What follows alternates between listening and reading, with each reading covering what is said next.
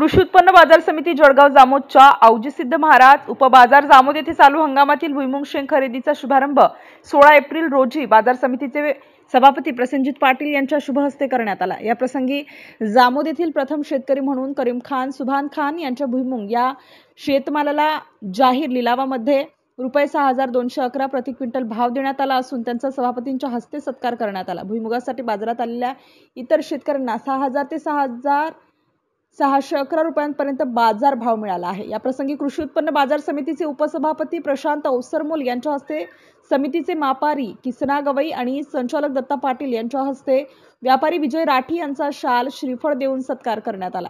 यावेळी बाजार समितीचे संचालक मनोज राठी, माणिक वाघ, शैलेश दय्या, पुरुषोत्तम राठी, रवींद्र गांधी, दीपक झुंबर, आशिष केला, सुरेंद्र घोडे ही व्यापारी मंडळी हजर होती। जामोद बाजारामध्ये परिसरातील बऱ्याच शेतकऱ्यांनी आपला भुईमुग विक्रीस आणलेला होता। उघड लिलावाचा फायदा होऊन सर्व शेतकऱ्यांनी समाधान व्यक्त केलंय।